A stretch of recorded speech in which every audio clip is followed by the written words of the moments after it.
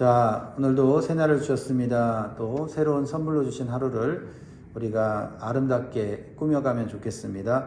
마태복음 13장 1절에 17절 말씀으로 하나님의 말씀 그리고 교훈을 나누도록 하겠습니다. 먼저 기도 제목 한번 따라 하십니다. 내 마음밭에 상태를 알게 하시고 장애물을 제거하고 열매 맺는 좋은 밭이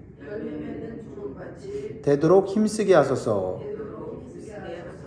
아멘.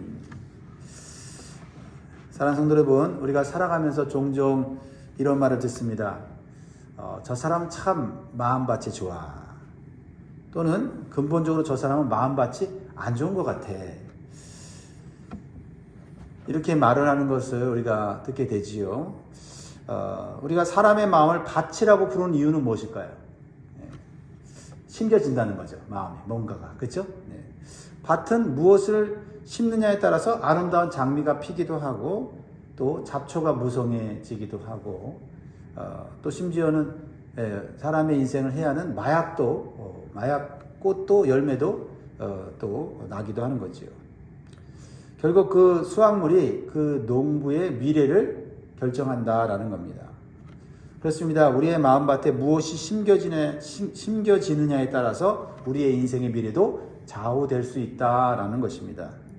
오늘 본문에서 예수님은 사람의 마음을 4가지 밭으로 비유하여 말씀하시지요. 우리가 잘 알죠? 첫 번째는 길가, 두 번째는 돌밭, 셋째는 가시떨기밭, 네 번째가 좋은 땅입니다. 옥토라고도 말을 하는데요. 이 4가지 밭의 공통된 특징이 무엇입니까? 같은 말씀의 씨앗이 떨어진다라는 것입니다. 그런데 그 말씀의 씨앗이 그 밭에 떨어져서 어떻게 되는지는 많은 차이가 있다라는 것입니다. 참 안타까운 것은 똑같은 교회에 와서 똑같은 시간에 똑같은 말씀을 듣는데 어떤 분은 삶이 변하고 기쁨이 넘치는 반면에 어떤 분은 늘 그 자리에 머물러 있다라는 것입니다. 이것이 우리의 현실 아닙니까? 무엇이 문제일까요? 하나님 말씀이 부족해서일까요? 아니면 그 말씀의 능력이 없어서일까요? 아니죠. 문제는 씨앗이 아니라 밭, 즉 우리의 마음 상태에 있다라는 것입니다.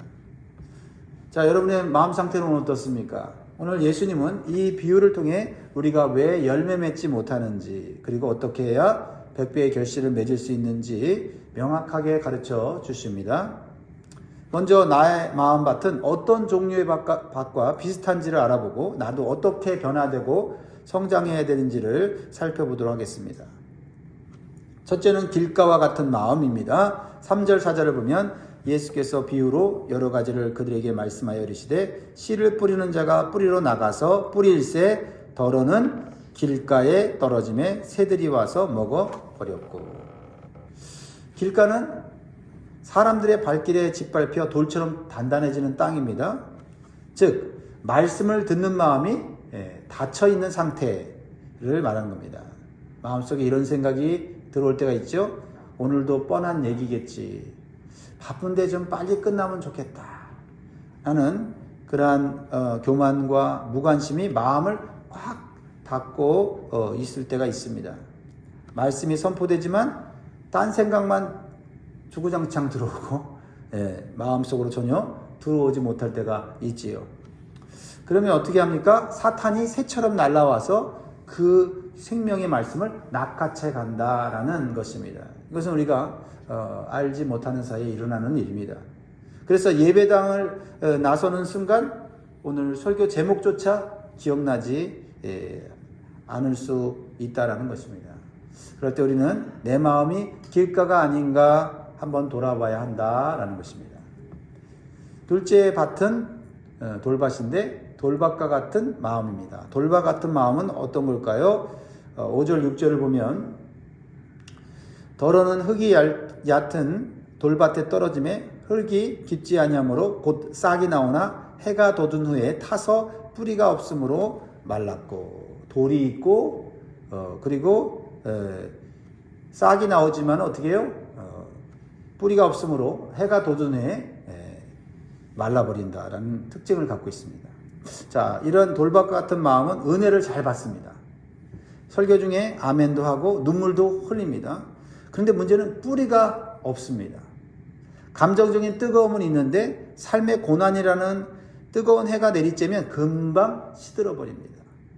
하나님을 믿는데 왜 내 삶은 이렇게 기쁨이 없는가? 하나님을 믿는데 또 기도하는데 왜 내 사업이 안 풀리는가? 왜 나한테 하필이면 이런 병이 걸렸는가 하면서 금세 시험에 듭니다. 뿌리가 없는 신앙은 결코 시련의 계절을 견딜 수가 없다는 겁니다. 모든 것이 평안하고 잘 될 때는 믿음이 있는 것 같아도 뜨거운 시련의 햇빛이 비치면 뿌리가 없기 때문에 신앙이 없는 것처럼 되어진다라는 것입니다. 셋째는 가시떨기와 같은 마음이죠. 7절에 보면 더러는 가시떨기 위에 떨어짐에 가시가 자라서 기운을 막았고, 가장 안타까운 경우입니다. 싹이 나고 뿌리도 내렸습니다. 어느 정도 자랐습니다. 근데 자라다가 성장이 딱 멈춰 버렸다는 것이죠. 이런 분들이 참 많이 있는 것 같습니다. 그렇죠? 잘합니다. 그러나 자라다가 어느 정도 머물러 있어요. 거기에 10년이고 20년이고 머물러 있는 것입니다. 왜 그렇습니까? 세상의 염려와 재물의 유혹이 말씀의 기운을 막고 있기 때문입니다. 그러니까 세상이 주는 그런 어떤 두려움, 걱정, 근심, 이것에 매여 있다 보니까 하나님을 믿긴 믿는데 어떻게 해요? 더 이상 자라지는 않는 거죠. 그리고 극복할 힘이 없는 겁니다. 그러니까 주일에는 은혜 받는 거룩한 성도인데 월요일부터는 돈 걱정, 자식 걱정, 성공에 대한 욕심이 내 마음을 온통 휘감아 버립니다. 말씀이 내 안에서 자라려고 해도 이 가시들이 숨을 못 쉬게 만드니까 신앙의 모양은 어느 정도 있는데 열매가 맺혀지지 않는 것입니다. 열매가. 마지막 네 번째 밭은요, 좋은 땅입니다. 우리가 사모하고 우리가 추구해야 되는 땅이죠. 8절 같이 있습니다. 8절 시작. 더러는 좋은 땅에 떨어짐에 어떤 것은 100배, 어떤 것은 60배, 어떤 것은 30배의 결실을 하였느니라. 아멘. 이 좋은 땅을 사모하시기 바랍니다. 기대하시기 바랍니다. 네, 소망하시기 바랍니다. 그럼 어떻게 돼요? 네, 우리가 그쪽으로 가게 돼 있어요. 하나님은 우리에게 100배의 결실을 맺으라고 강요하지 않습니다. 30배든 60배든 상관없습니다. 하나님이 보시는 거 딱 하나예요. 내 안에 생명의 열매가 맺혀지고 있는가, 이것만 보시는 거죠. 네. 그러면 어떻게 해야 좋은 땅이 될 수 있을까요? 좋은 땅은 처음부터 타고나는 게 아닙니다. 좋은 땅은 만들어지는 것입니다. 농부가 땀 흘려 일궈낸 땅이 좋은 땅입니다. 땀을 흘려야 한다는 거죠. 근데 불필요한데 에너지를 쓰면 안 되죠. 농부가 딴 곳에 가서 놀고 앉아 있으면서 밭을 보면서 열매가 맺혀지기를 바라면 안 되죠. 밭에서 땀을 내야 돼요. 밭에서.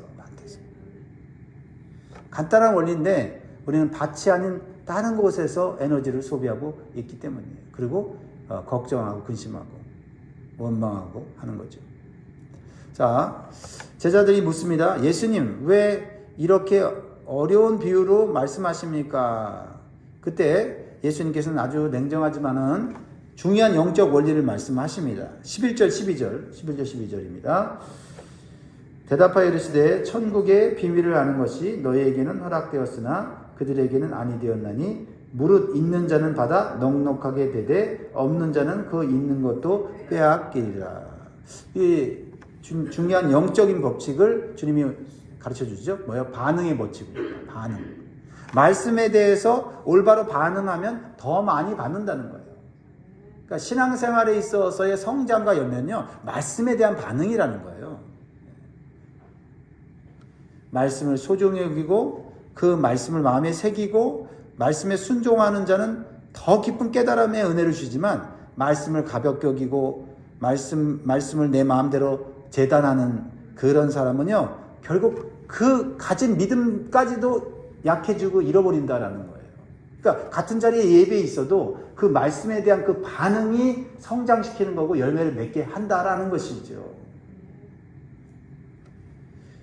여러분, 신앙은요, 근육과 같아요. 근육. 말씀을 듣고 삶에서 써먹는 사람은 영적 근육이 강해져서 더 큰 은혜를 누리지만 듣기만 하고 움직이지 않는 사람은 영적 감각이 완전히 둔해지는 거예요. 근육이 빠지는 거예요. 있던 근육도 빠지는 겁니다. 보아도 보지 못하고 들어도 깨닫지 못하는 영적 장애 상태에 빠지게 되는 것입니다. 그렇죠? 우리가 나이가 들면 중요한 게 뭐예요? 운동이지 않습니까? 근육이 저절로 생기지 않지 않습니까? 있던 근육도 빠지지 않습니까? 근데 근육이 내 안에 있어지기를 TV를 보면서 운동하는 사람을 열심히 보면서 와 저렇게 하면 몸의 근육이 좋아지는구나 건강해지는구나 하루 종일 TV를 보세요. 하루 종일 스마트폰을 보세요. 내 근육이 생깁니까? 아니잖아요. 스마트폰을 내려놓고 TV를 끄고 내가 근육을 만들기 위해서 한 걸음이라도 앉았다 일어났다 나가서 뛰고 달리고 해야 되는 거 아닙니까? 말씀을 듣고 그 말씀 참 좋다. 100번 1000번 그렇게 마음을 갖는다 하더라도 영적인 근육이 생기는 것은 말씀을 듣고 행동하는 것이고 순종하는 것이고 훈련하는 것입니다. 할렐루야. 그렇습니다. 신앙성경을 맞는 장애물을 극복하고 좋은 땅으로 가는 방법을 배워야 될 점이 있습니다. 그 세 가지 영적 처방을 오늘 말씀을 통해서 우리가 묵상할 수 있는데요. 성도 여러분, 나는 원래 마음밭이 나빠라고 포기하지 마십시오. 좋은 땅은 타고나는 천성이 아니라 농부의 손길로 만들어지는 거예요. 소망을 가지십시오. 우리의 마음을 개간하기 위해서 세 가지 영적인 농기구를 들어야 합니다. 농사를 하는 분들은 더 마음에 새기십시오. 첫 번째, 길가를 어떻게 바꿀 수 있습니까? 딱딱한 길가를 어떻게 바꿀 수 있어요? 회개의 쟁기를 사용해야 돼요. 회개의 쟁기. 회개의 쟁기로 단단해진 마음을 갈아엎어야 됩니다. 갈아엎어야 돼요. 그래야 말씀이 들리는 거죠. 말씀을 들을 때 그 말씀이 들어오지 않고 또 그 말씀이 내 안에서 튕겨나가고 심지어는 그 말씀을 거부하고 반항하는 그런 마음이 생기는 거, 그거 수백 번 말씀을 들어도 바뀌지 않습니다. 말씀 먼저 뒤집어 엎어야 돼요. 마음을 먼저 뒤집어 엎어야 됩니다. 길가가 처음부터 길이었던 것은 아닙니다. 수많은 사람들의 발길이 그곳에 오고 가면서 굳어진 것이고요. 물 한 방울 들어가지 않는 콘크리트처럼 딱딱해진 거예요. 원래는 얼마든지 씨가 들어가서 꽃이 피고 열매 맺을 수 있는 그런 마음밭이었습니다. 그러나 수많은 사람들이 밟았다. 무엇을 의미합니까? 사람들의 말에 이리저리 흔들리는 마음, 그렇죠? 상처받고 짓밟힌 마음 때문에 우리의 마음이 딱딱해진 겁니다. 세상의 기준과 가치관이 우리의 마음을 점령해서 딱딱해진 겁니다. 말씀대로 살면 손해본다는 고정관념이 우리의 마음에 들어와서 우리의 마음을 딱딱하게 하는 것입니다. 내 삶을 살펴봅니다. 요즘 예배를 드려도 마음에 감동이 없다면 그것이 바로 마음이 굳어지는 신호입니다. 주님, 내 마음이 이토록 무뎌지고 굳어졌습니다. 내 마음을 갈아엎어 주십시오. 주님의 도움을 구해야 되는 겁니다. 말씀이 마음에 들어오지 않고 감동이 되지 않는데도 그냥 앉아있으면 점점 상태가 안 좋아집니다. 신앙이 더 다운돼 버립니다. 주님 앞에 나아가서 회개의 쟁기로 내 마음을 갈아엎어달라고 간절히 몸부림치며 기도해야 되는 것입니다. 그럴 때 비로소 하나님의 말씀이라는 씨앗이 보이지 않는 심령 깊숙한 곳까지 들어가게 됩니다. 그러면 조금씩 생각과 행동이 바뀌기 시작하는 것입니다. 두 번째로 돌밭을 어떻게 바꿀 수 있을까요? 기도의 호미를 사용합니다. 기도의 호미. 기도의 호미를 사용해야 합니다. 기도의 호미로 내 안의 상처와 불신의 돌들을 골라내야 됩니다. 그러니까 기도로 그냥 도와주십시오, 주십시오라는 기도로 하는 것이 아니라 기도를 통해서 내 안에 제거해야 될 돌들을 발견하는 영적인 분별력을 가져야 한다는 겁니다. 겉으로 보기에는 멀쩡한 흙 같은데 조금만 깊이 들어가면 커다란 바위와 돌덩이가 박혀있는 마음밭입니다. 이것은 우리 인생에 해결되지 않은 상처와 하나님을 온전히 신뢰하지 못하는 불신의 돌덩어리들입니다. 이런 돌들이 있으면 말씀의 뿌리가 내려가다가 금방 막혀버립니다. 조금만 힘들어도 금세 믿음이 말라버리는 이유가 여기에 있습니다. 내 삶을 한번 살펴봅니다. 문제를 만날 때마다 과도한 불안이나 원망하는 습관이 있다면 그 밑에 박힌 돌이 있는 겁니다. 기도로 파내야 돼요. 기도로 파내야 돼요. 하나님, 이 상황이 이해가 되지 않지만 여전히 주님을 신뢰합니다. 반복해서 기도를 해야 돼요.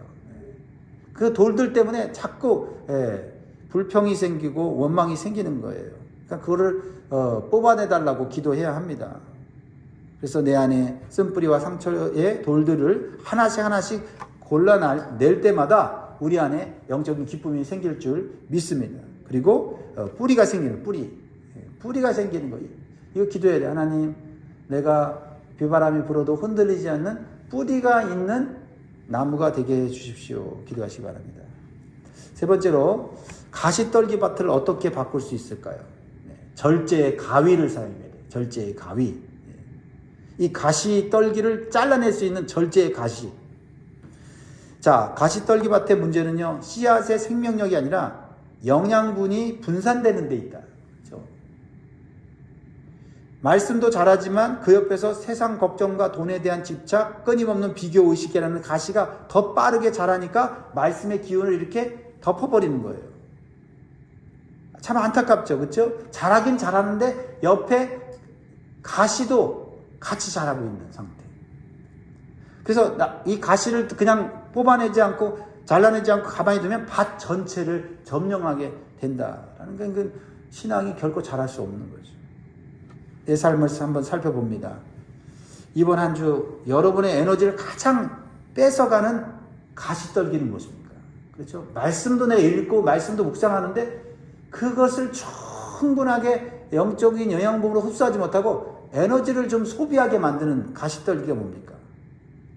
다른 사람들과의 비교입니까? 수시로 들여다보는 스마트폰입니까? 아니면 물질에 대한 과도한 불안과 미래에 대한 걱정입니까? 이게 에너지를 뺏어가는 거예요. 그래서 우리가 말씀이 자랄 수 있는 공간을 확보하기 위해서 절제의 가위로 강하게 잘라버려야 돼요. 강하게 잘라버려야 돼요. 이것 없으면 죽을 것 같다고 하는 세상의 염려를 절제의 가위로 쳐낼 때 비로소 말씀의 줄기가 하늘을 향해 힘차게 뻗어 올라가 열매를 맺는 기쁨을 누리게 될 줄 믿습니다. 사랑하는 성도 여러분, 오늘 다시 한번 내 마음 상태를 점검해 보시기 바랍니다. 여러분의 마음